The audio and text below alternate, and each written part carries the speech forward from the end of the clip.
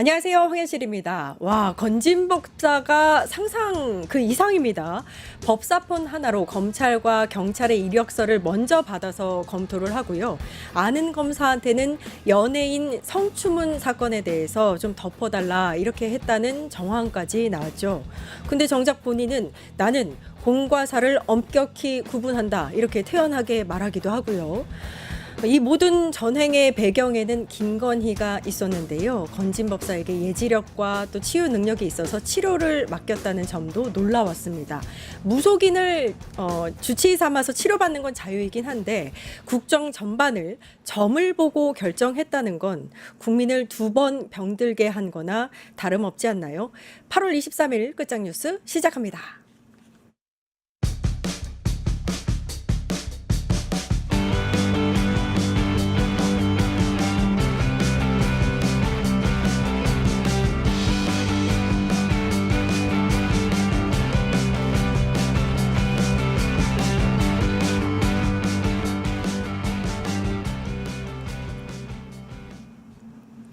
여의도 정치 현주소 살펴보겠습니다. 의원실 라이브 홍기환 더불어민주당 의원님 나와 계십니다. 안녕하세요. 안녕하세요. 네, 주말에 쉬지도 못하시고 저희 네. 이 건물 앞에서 또 시위가 있어서 예, 제가 들어올 때 시위가 한창 네. 진행 중이었습니다. 참 딱한 일입니다. 네네. 국회에서는 또 필리버스터 진행 중이에요. 예, 지금 노동법 상정했고 예. 이거에 대한 필리버스터가 진행되고 있고 내일 아침에 필리버스터 끝내고 법안 통과시킬 예정입니다. 내일 아침에요. 네네. 드디어 예. 노란봉투법 네. 통과하는군요. 네. 예, 알겠습니다. 오늘은요 한미 정상회담 얘기를 좀 많이 할 것 같아요. 예. 한일 정상회담을 위해서 지금 이재명 대통령이 일본에 도착을 했다는 소식까지 제일동포 간담회를 먼저 하고 있는 것 같고요. 오늘 이제 한일 정상회담이 있죠 오늘. 예, 오늘 오후에 있고 아마 이어서 만찬도 하게 될 것 같습니다. 예. 일본을 먼저 가는 거, 그러니까 예. 한미일 정상회담이 이렇게 붙어서 하는 것도 처음이고 일본 먼저 방문하고 미국 가는 것도 처음이라고 하더라고요. 이게 어떤 의미가 있을까요? 예, 이제 아주 이례적이라고 볼 수 있기는 한데요. 한일 국교 정상화 이후에 이렇게 일본을 처음 간 게 처음이라고 합니다. 근데 공교롭게도 오늘 한일 정상회담 하고 바로 대통령께서 내일 미국으로 이동해서 한미 정상회담을 하게 돼 있는데 기본적으로 제가 생각할 때는 한미 동맹 미국의 경우에 한미 동맹도 굉장히 중시하지만 또 한미일 협력도 중시하고 있거든요. 그런 차원에서 본다면은 오늘 일본과 정상회담에서 좋은 결과를 내고 그 결과를 가지고 내일 모레 트럼프 대통령을 만난다고 하면 한미 정상회담에 상당히 긍정적인 효과를 가져올 거라고 생각하고 있습니다. 약간 이런 건가요? 우리 일본하고 이 정도로 친해, 이렇게 친밀해. 그래서 그렇습니다. 한일을 좀 이렇게 세트로 두고 미국을 만나는 듯한 그런 느낌? 예, 과거에 이제 예. 한일 관계가 안 좋았을 때 미국에서 상당히 우려를 많이 했었거든요. 근데 공교롭게도 지난 6월 달에 G7 정상회담에서 이제 이시바 총리를 대통령께서 만나셨는데 이번에 만남은 두 번째입니다. 네. 예, 그 많이 정도로 친해요. 이제 한일 관계가 많이 좋아졌다. 예, 이런 예. 걸 보여줄 수 있는 아주 상징적인 모습이 될 거라고 생각합니다. 네. 그런데 어제요, 조현 외교부 장관이 먼저 한일 정상회담에 같이 이제 수행을 하는 게 아니라 먼저 미국으로 떠났단 말이에요. 그것도 경유하는 비행기 굉장히 급하게 잡아서 네. 가서 사실 뒤에서 약간 이제 우려 섞인 예측들이 있었어요. 의원님은 어떻게 보세요? 예, 사실 한일 정상회담에 외교장관이 배석하는 것이 당연한데 그것도 건너뛰고 미국으로 먼저 간다는 거에 대해서 조금 의아한 부분이 있는 건 사실입니다. 그래서 저도 뒷 배경을 알아봤는데 뭐 대통령실에서도 발표가 나왔습니다마는 한미 정상회담이 워낙 중요하기 때문에 그걸 잘 준비하기 위해서 먼저 가는 거다. 사실 이 이슈가 나오기 전에 저는 좀 의아하게 생각했던 게 원래 한미 정상회담을 하게 되면은 그 전에 우리 외교장관과 미국의 국무장관이 만나서 의제를 다 점검하고 사실 사전 검토를 다 거칩니다. 그런데 이번에 조현 장관이 가기 전까지는 그러한 과정이 없었거든요. 그런데 아마도 이제 시간이 촉박해서 그동안 맞아요. 못했다가 이번 한미 정상회담의 중요성이 워낙 크다고 판단해서 이렇게 급하게라도 간 것 같습니다. 앞서서 이제 관세 협상도 있었으니까 그 네. 점에 있어서 좀 하지 않고 있다가 예. 미리 이제 좀 건너가서 얘기를 좀 나누는 것 같은데 이 얘기가 있었어요. 사실 앞선 한미 관세 협상에선 농산물 관련한 협상이 없었다. 예. 그래서 우리가 소고기나 쌀 개방에 대해서 좀 지켰다라는 분위기가 팽배했는데 이번에 그거 협력하러 간 거 아니냐 이런 우려가 나온단 말이에요. 그 농산물 분야에 있어서는 이번에 추가 협상이 있는 것 같지는 않습니다. 사실 7월 31일 날 통상협상 결과가 발표됐잖아요. 우리에 대한 관세는 15%로 하고 우리는 미국에 3,500불 투자하고 또 1,000억 불 정도의 에너지를 구입하는 걸로 합의가 됐는데 이번에 핵심 과제는 그 투자하기로 한 3,500억 불을 어떠한 분야에서 할 건지 또 이번에 대통령이 미국 가시게 되면 한화 필리 조선소라고 그 조선소도 방문하게 돼 있는데 사실 이번 통상협상 과정에서 제일 중요한 역할을 한 게 조선 분야 협력이거든요. 그렇죠. 예, 거기에서 우리가 1,500억 불을 투자하기로 약속을 했는데 그 분야에 있어서 좀 더 구체적으로 얘기를 나누게 될 것 같고 조선 분야가 왜 중요한지에 대해서 많은 국민들이 좀 궁금하실 것 같은데 사실 이게 미국의 안보하고 직결되는 이슈입니다. 지금 미국은 중국과 패권 경쟁을 하고 있는데 그 과정에서 중요한 것이 그 해군력이거든요. 예. 네, 그런데 미국의 지금 조선 산업은 군함을 새로 만들거나 또는 현재 운용 중인 그런 군함들을 수리하기에도 역량이 부족하다고 합니다. 그리고 잘 아시는 대로 중국은 조선 산업이 전 세계 조선 수주량의 50% 이상을 차지할 정도로 크지 않습니까? 그래서 조선 협력이 그만큼 중요하고 또 최근에 갑자기 부각된 이슈로 원전 협력이 나오고 있는 그렇죠. 것 같습니다. 예, 예. 그 어제 그 위성락 안보실장도 원전 협력이 이번 정상회담의 중요한 이슈가 될 것처럼 말씀하셨는데 마침 또 어제 트럼프 대통령이 앞으로 2050년까지 미국에서 원전을 300기까지 건설할 거다 하는 그런 계획을 발표했고요. 그런데 미국은 1979년에 큰 원전 사고가 난 이후에 원전 건설이 전면 중단되는 바람에 기본적으로 원천 기술은 갖고 있지만 건설 능력이 없습니다. 그런데 우리나라는 원전 건설에 우수한 능력을 갖고 있기 때문에 이번 정상회담에서는 원전 분야 협력도 중요한 과제로 이렇게 논의될 것 같습니다. 한일 정상회담도 있지만 한미 정상회담이 사실 메인이에요. 그렇죠? 그래서 그럼요. 한미 정상회담 이야기를 길게 설명을 해주셨는데 지금 쓰리 실장 강훈식, 위성락, 김용범 실장이 네. 먼저 가 있습니다. 근데 일단 일본에 지금 도착해 있는 상태니까 한일 정상회담부터 이루어지니까요. 그 얘기를 잠깐 해보자면 혹시 이재명 대통령이 이번 정상회담에서 한일 간의 관계를 좀 재정립하지 않겠느냐 이 얘기도 나와요. 왜냐하면 전 정부에서 너무 굴욕 외교를 해놨기 때문에 이재명 대통령이 좀 바로잡는 그 과정이 필요하지 않겠느냐 이런 얘기거든요. 어떻게 보세요? 이재명 대통령께서 일본과의 관계에 있어서 입장 표명을 하신 것을 보면 먼저 8.15 광복절 경축사에서 일본과는 미래지향적으로 협력을 강화해 나가겠다.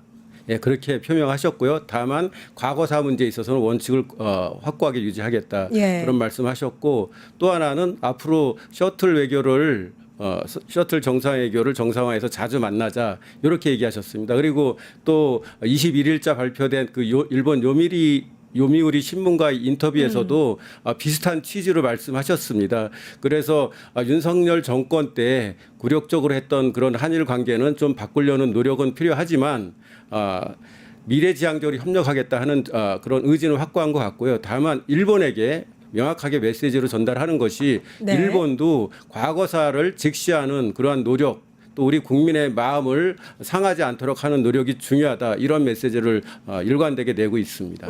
이시바 총리가 그나마 좀 친한 쪽의 분위기를 많이 풍기고 있기 때문에 이재명 대통령과 좀 잘 맞지 않을까? 예, 지금까지 일본 측의 반응을 보면 우리 이재명 대통령 또는 이재명 정부에 대해서 사실 좀 우려가 있었는데 대통령 취임 이후에 보인 여러 가지 메시지를 보고서 상당히 안심하는 기조라고 알고 있고요. 아마도 일본 측도 우리의 이러한 뜻을 정확하게 알고 있기 때문에 상응하는 그러한 노력을 하지 않을까 저는 그렇게 네. 기대하고 있습니다. 다시 이제 한미 정상회담으로 돌아가세요. 네. 내일 있습니다. 예. 한미 동맹의 현대화 이야기가 나오는 게 이제 미국에서는 중국을 좀 견제해 줬으면 이런 이야기들이 나온단 말이에요. 근데 우리는 사실 좀 애매한 중요하죠. 중국도 친하게 지내야 되고 미국도 친하게 지내야 돼요. 근데 미국의 입장은 그렇지 않기 때문에 이거를 우리가 어떻게 좀 돌파하느냐가 관건이 되지 않을까 싶습니다. 예, 사실 이제 이번 정상회담은 이제 통상 협상을 구체화하는 거, 그 다음에 한미 동맹을 현대화하는 거, 이게 중요한 과제로 돼 있는데요. 위성락 안보실장도 언급했습니다. 한미 동맹의 현대화 논의할 건데 그거는 한미 연합 방위 태세를 굳건히 하기 위해서라도 필요하다, 그런 얘기를 하셨고요. 한미 동맹의 현대화는 얘기는 왜 나오느냐? 미국이 이제 중국과 전략 경쟁이 미국의 대외 안보 정책에서 가장 중요한 과제인데 이를 위해서는 해외에 배치된 주둔 미군들의 그런 역할도 조정해야 되고 또 배치되는 인원도 재조정을 해야 되는데 아마 이런 차원에서 한미 동맹의 현대화도 한미 동맹의 역할이나 또는 인원 조정 문제도 당연히 검토되고 있지 않을까 생각하는 거고요. 그런 차원에서 논의가 될 걸로 봅니다만은 사실 지금 우크라이나 전쟁이 계속되고 있고 팔레스타인에서도 전쟁이 일어나고 있고 또 북한의 핵 무장 능력이 계속 높아지고 있지 않습니까? 이렇게 국제 정세가 급변하고 있기 때문에 한미 동맹도 이런 시대 조리의 변화에 따라서 한미 동맹도 역할이나 여러 가지가 변화될 수밖에 없다, 저는 그렇게 생각합니다. 예.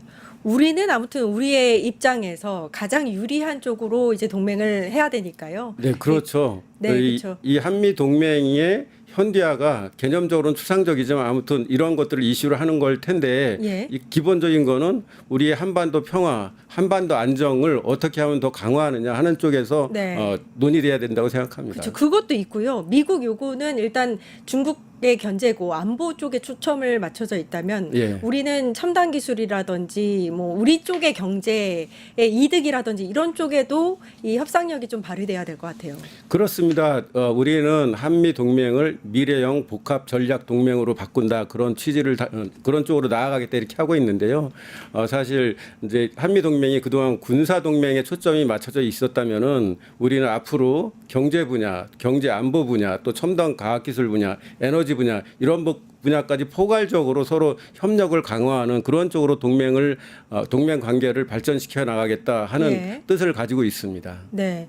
그 앞서서 마스가 그러니까 조선 협력 말씀하셨는데 그 한미 펀드를 조성을 해서 대규모 투자를 하기로 한 그 앞선 협력이 있지 않았습니까? 네. 근데 이번에 한미 정상회담에서 혹시라도 이제 트럼프가 이를 이제 뒤집거나 뭔가 협력 내용을 싹 다 또 고치거나 이럴 수도 있지 않을까요?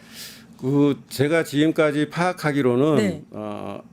7월 31일 날 타결된 통상협상 결과에 대해서 미국이 상당히 만족해하는 걸로 알고 있고 또 제가 조금 전에 말씀드렸지만 조선협력이 미국의 경제안보 측면에서 굉장히 중요한데 우리가 상당히 적극적으로 지금 준비를 잘 하고 있고 네. 또 그때 합의할 때 우리가 3,500억 불을 투자하기로 했지 않습니까? 이번에는 조선협력 1,500억 불 이제 반도체나 전체로는. 2차 전지나 그쵸. 원전이나 이런 쪽에 2천억 불 투자 약속한 거를 좀 더 구체화하는 내용의 협상이 있을 걸로 생각하고요. 그런 측면에서 본다면은 트럼프 대통령이 기존의 합의를 뒤집거나 또는 뭔가 문제를 일으키기보다는 지금 한미 간의 그런 협상 결과도 좋고 또 우리의 의지도 강하기 때문에 좀 더 좋은 방향으로 구체화하는 그런 내용의 협의가 진전될 걸로 생각합니다. 아, 네.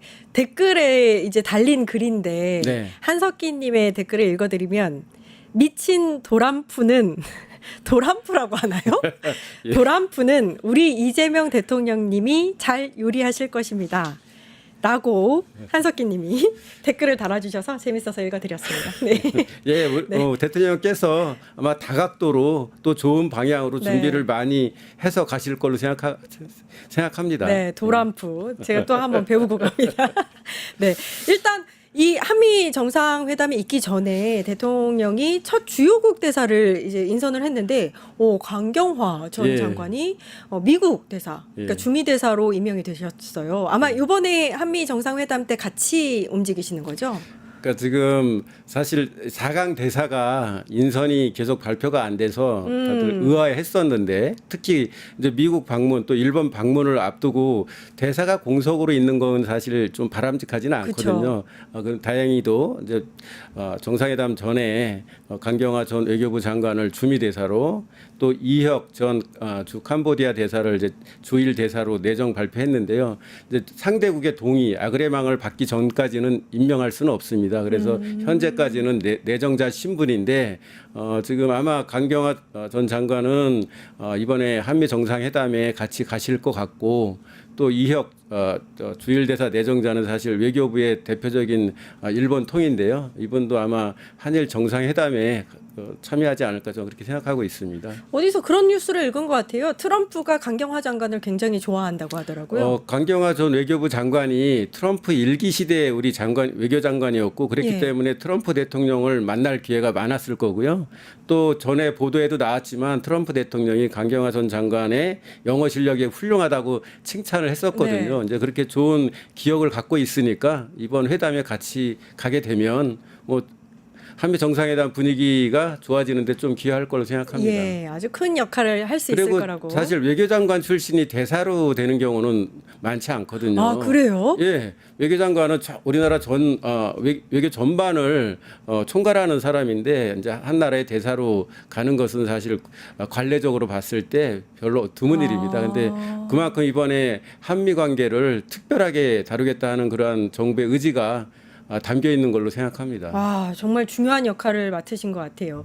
그리고 지금 시기상으로는 트럼프가 미러 회담에서 약간 이제 뭔가 주도권을 잡지 못하고 빈손으로 왔다. 뭐 이런 얘기들이 나와요. 실제로 그런지는 모르겠는데 그래서 아마 한미 정상회담에서는 조금 뭔가 얻어내려고 하는 분위기가 있을 수도 있다. 이런 예측이 있거든요. 어떻게 보세요? 사실 트럼프 대통령이 대통령 당선되기 전에 자기가 대통령 되면 24시간 안에 우크라이나 전쟁을 맞아요. 끝내겠다 했는데 지금 뭐 몇 달이 지났잖아요. 그리고 네. 이제 얼마 전에 본인이 직접 알라스카에서 푸틴 대통령을 만나서 사실 회담을 열심히 했지만은 아직까지는 전쟁 종결의 그런 가능성이 그러니까, 예. 좀 불투명한 상황이라서 성공한 회담이라고 평가하기는 좀 어렵죠. 이제 트럼프 대통령 입장에서는 팔레스타인 전쟁도 아직까지 끝내지 못했고 그래서 우리나라와의 그 한미 동맹에 있어서 또 한미 정상회담에 있어서 뭔가 성과를 내고 싶어 할 텐데 아까 말씀드린 대로 이제 통상협상에서 미국이 만족할 만한 결과를 얻어냈고 또 트럼프 대통령이 역점적으로 추진하는 조선산업 재건 그게 이제 마스가 로 예, 표현되는데 그거에 있어서 우리가 적극적으로 협력할 수 있고 또 사실 우리나라 말고는 미국과 조선산업 재건에 있어서 협력할 만한 나라가 없습니다. 일본은 그만한 역량이 없고 그래서 결국 우리와의 협력이 중요하고요. 또 말씀드린 대로 트럼프 대통령은 원전을 앞으로 키우겠다 이렇게 하고 있는데 원전 건설에 있어서도 이 자유민주 국가에서는 협력할 만한 나라가 우리밖에 없습니다. 예. 그래서 우리와 이번 정상회담에서 이런 분야에서 큰 성과를 거두고 싶어 할 것 같고 그런 측면에서 본다면은 우리를 압박한다기보다는 우리와 좋은 관계를 유지해서 앞으로도 협력을 강화해 나가는 쪽으로 회담에 임하지 않을까 그렇게 기대하고 있습니다. 근데 최근에 지금 원전 말씀을 계속 하시니까요. 웨스팅하우스와의 그 협력 과정에서 예. 우리가 약간 굴욕적인 계약을 했다. 50년 계약 뭐 이런 얘기 뭐 노예 계약이라고 분석을 예. 하더라고요. 또 근데 이번 만약에 한미 정상회담에서 이런 원전 기술, 원전 뭐 건설 기술 이런 것들이 얘기가 나오면 앞으로 웨스팅하우스 원전 기술을 갖고 있으니까요. 그렇죠. 협력에 있어서 조금 유리한 고지를 잡을 수 있을까요? 예, 저도 그 웨스팅하우스와 우리 한수원이 맺은 그 계약 내용을 봤을 때 예. 상당히 우려가 컸습니다. 원전 한 기 수출할 때마다 1조 원 이상의 그러니까요. 대가를 그쪽에 제공해야 되고 또 우리가 소형 모듈 원전을 수출할 때마다 그쪽에 승인을 받아야 되고 또 EU나 뭐 일본이나 북미 지역에 수출을 못하도록 이렇게 돼 있어서 예.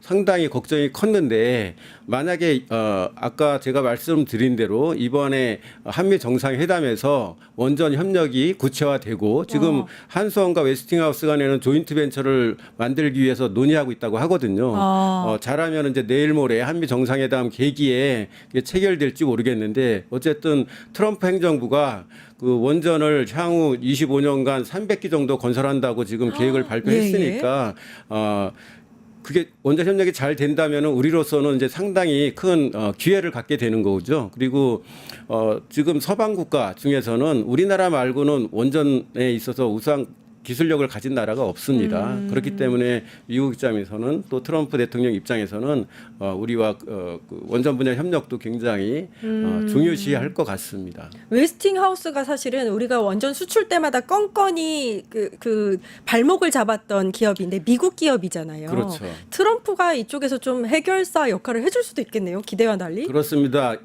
사실 시대의 조류와는 맞지 않지만 트럼프 대통령은 폭력이나 또는 그 태양력이나 뭐 이런 그 재생에너지를 예. 굉장히 거부하잖아요. 맞아요. 그러면서 예. 석탄이나 또는 원전 분야를 중시하고 있는데 어쨌든 그걸 우리가 바꿀 수는 없는 거고 트럼프가 중시하는 그런 원전 건설 분야에서 우리가 역할을 할 수 있다면 예. 상호간 좋은 거죠. 알겠습니다. 미국 조야를 비롯해서 일부 야권에서 일부라고 해도 뭐 국힘 정도인데 이제 이재명 대통령을 친중 성향이라고 해서 공격 포인트로 잡고 있잖아요.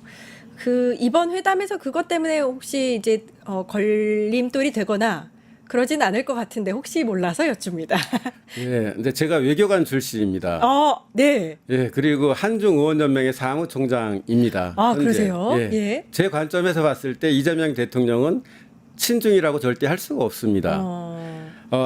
과거의 한 얘기 때문에 자꾸 그런 프레임이 씌워지는데 그리고 지금 우리 국민들의 중국에 대한 정서가 안 좋으니까 정치적으로 활용하기 위해서 이재명 대통령에게 친중 프레임을 씌우는데 대통령은 가장 기본적인 철학 생각이 뭡니까? 실용주의자입니다. 맞아요. 예. 그래서 이재명 정부의 외교안보 정책의 기조는 국익 중심, 실용외교 이렇게 돼 있지 않습니까? 대통령이 과거에 중국 관련해서 그런 말을 했던 것은 윤석열 정권이 과도하게 또 불필요하게 중국을 배척하고 중국을 적대시해온 모습을 비판하면서 나온 얘기거든요. 예. 비록 우리가 한미동맹을 강화하고 한미일 협력을 강화하는 것까지는 좋지만 중국은 우리의 제1 교역 상대국이고 많은 우리 기업들이 중국에서 돈을 벌고 있는데 왜 그렇게 과도하게 불필요하게 중국을 공격하느냐 이런 차원에서 한 얘기인 것이지 절대로 제 기준으로 봤을 때는 친중이라고 할 수 없습니다. 예. 친중 아니다. 저는 확실하게. 오히려 이렇게 얘기하고 싶습니다. 지금 네. 국민의힘의 일부 정치인들 또 극우 세력이 지난번 대통령 선거에서 중국이 개입해가지고 조작했다 그런 주장을 하면서 반중 정서 자극하고 한중 관계를 계속 폄하하고 있잖아요.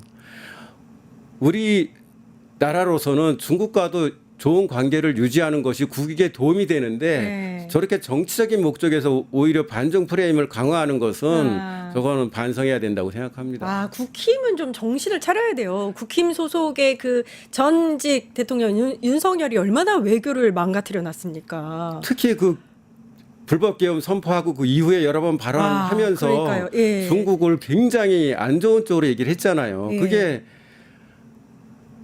반중 프레임을 이용한 건데 우리 국민들이 현재 중국에 대한 그런 정서가 좋지 않은 거를 근데 한중 관계 관점에서 보면은 굉장히 안 좋은 일을 한 거거든요. 예. 대통령을 했던 사람이 대통령 자리에 있는 사람이 그런 식으로 발언하는 것은 굉장히 참 쉽게 얘기하면 무식한 겁니다. 예. 저는 댓글을 보면 항상 감탄을 하는데 우리 알콩달콩님이 국익이 먼저지 친중, 친미, 친러 무엇이 중헌디 국익이 중허지 이렇게 말씀하셨습니다. 정답. 맞습니다. 네, 이런 가운데 이재명 대통령이 내일 중국에 특사단을 먼저 보냅니다. 그러니까 우리가 한미 정상회담을 하고 있는 그 시점에 우리의 또 이제 중국 특사단이 중국에 머무는 거예요.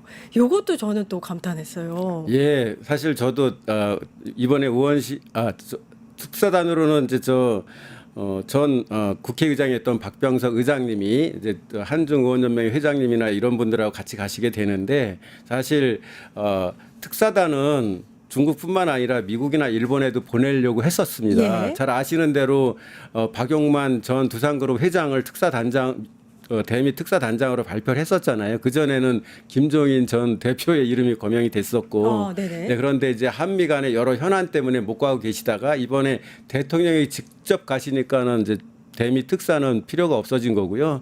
일본에도 원래 특사단을 보내려고 했었습니다. 그런데 일본이 마침 참의원 선거가 있고 그래서 미뤄지다가 대통령이 또 이번에 방문하시니까는 특사단을 못 보내게 된 건데 그런 측면에서 중국에만 특사단을 보낸다기보다는 원래 이제 4강에 다 보내야 되는데 러시아는 전쟁 중이니까 못 보내는 거고 미국이나 일본은 여러 정치 사정 때문에 예. 못 보내게 됐던 것뿐이지 꼭 중국에게만 특사단을 보내려고 했던 건 아니고요. 어쨌든 8월 24일이 한중 수교 33주년이 되는 날입니다. 그래서 이 시기에 가는 것은 적절하다고 생각합니다. 내일이네요. 딱 내일 네, 맞춰서 맞습니다. 가는. 네, 그래서 내일 가는 걸로 알고 있습니다.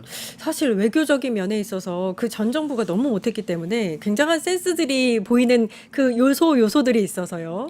예, 그래서 좋게 평가하고 있습니다. 예, 사실 이제 이 4강 국가뿐만이 아니라 EU, 영국, 프랑스, 뭐 인도 등등의 저 특사단이 이미 다 다녀왔거든요. 이재명 정부에서는 여러 나라들과의 그런 외교 관계를 잘 끌어가기 위해서 많은 노력을 한다 이렇게 평가해 주시면 좋겠습니다. 예, 아주 잠깐만 국힘 얘기를 좀 해보겠습니다. 네. 안 할 수는 없으니까요. 또 완전 무시하고 갈 수는 없기 때문에 어제 이제 전당대회가 있었는데 결선으로 가기로 했어요. 당 대표에 대해서 김문수, 장동혁. 그러니까 결국에는 찬탄이 이겼다고 볼 수 있고 누가 돼도 찬탄이 되는 상황이 된 건데 이렇게 되면 이제 국힘이 구구화가 더 가속화되는 게 아니냐 어떻게 보세요? 참 답답합니다. 예. 결국 김문수 또 장동혁 이 두 분은 전한길에 면접을 본 분들이잖아요. 전한길은 계엄은 정당했다. 예. 계엄은 계몽을 위한 것이었다고 주장하는 사람 아닙니까? 예. 이제 그런 사람들이 지금 둘 중에 한 명이 국민의힘의 당 대표가 되는 거니까 정말 국민 입장에서는 이제 복창 터지는 일이 될 수밖에 없죠. 그런데 결국 국민의힘이 내란 동조 정당의 그런 틀을 못 벗어나는 거 아니냐 그렇게밖에 볼 수 없는데 사실 우리 정청래 대표께서는 국민의힘은 이런 상황을 보면 네. 10번 100번이라도 해산이 돼야 될 정당이다. 맞아요. 예. 그렇게 말씀하시는데 제가 보기에도 딱 거기에 맞는 방향으로 지금 가고 있는 거고요. 근데 제가 볼 때 국민의힘이 계속 이런 길로 간다면은 헌법재판소에 의해서 해산되기 전에 국민의 외면을 받아서 소멸돼 가지 않을까. 그래서 어쨌거나 지금 찬탄과 반탄이 굉장히 갈라져 있는 당내 상황을 보면 국민의힘은 갈라지거나 쪼개지거나 아니면은 국민의 외면을 계속 받아서 소멸되어 가지 않을까 그렇게 예, 걱정이 예. 됩니다. 제가 국민의힘이 잘해야 네. 예, 우리 정치도 잘 할 수 있는 건데 맞아요. 제일 야당이니까 응원 아닌 응원을 어쩌다 보니 하게 됐는데 응원해도 소용이 없는 예, 지경에 이르러서 안타까운 일입니다. 네, 제가 아까 찬탄이라고 했는데 반탄이죠, 반탄. 탄핵을 반대했던 반탄파가 이긴 겁니다. 예, 반탄파가 이긴 거죠. 한덕수 전 총리 말입니다. 그렇게 뭐 한 200일 넘게 8개월 동안 거짓말을 일삼더니 진짜처럼 얘기를 했잖아요. 자기는 계엄 선포문을 본 적도 없고 계엄 문건도 집에 가보니까 주머니에 있었다 뭐 이렇게 얘기를 했는데 구속 시점에 이제 이르르니까 계엄 선포문을 윤석열한테 받았다 이렇게 불었습니다. 저는 언제 구속이 되느냐가 제일 궁금하긴 한데 구속을 피할 수 있다고 보세요? 어떻게 보세요? 먼저 제가 참 요즘 반성하고 있는데요. 예. 제가 한덕수 본부장 밑에서 일을 했던 사람입니다. 그래서 총리 저 통상교섭본부장 할 때 제가 통상교섭본부장. 밑에서 이제 예. 사무관으로 일을 했었는데 예. 저는 한덕수 총리 일을 할 때도 저 사람은 전형적인 관료의 생각을 가진 사람이다 이렇게 계속 선의로 생각을 했었는데 지금 보니까는 누구보다도 정치적인 사람이었고 심지어는 국회에서 또 헌법재판소에서도 거짓말을 아주 눈 하나 깜짝 안 하고 수시로 했던 그러한 참 위선적 인물이라는 것이 이번에 드러났는데요. 말씀하신 대로 계엄 선포문을 자기 뒷주머니에 있던 거를 언제 어떻게 받았는지 기억 안 난다고 그렇게 여러 차례 얘기했었는데 이번에 실토했지 않습니까? 예. 받았다고. 근데 실토도 본인이 자성을 해서 한 게 아니고 대통령실에 그 CCTV에 특검에서 확보한 그 CCTV 영상에 그 계엄 선포문을 김영현 전 국방부 장관과 함께 보는 장면이 뚜렷하게 나오니까 어쩔 수 없이 인정한 거거든요. 네. 예.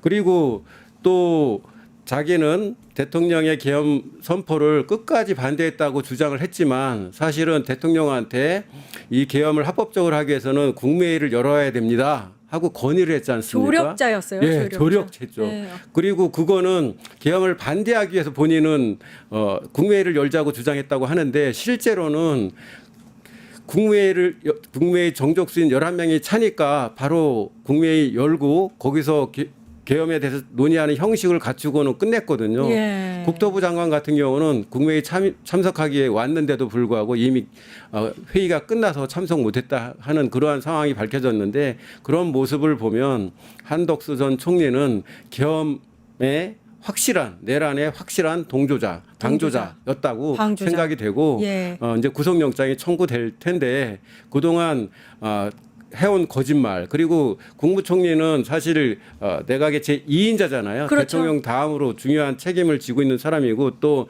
국무회의 부의장입니다.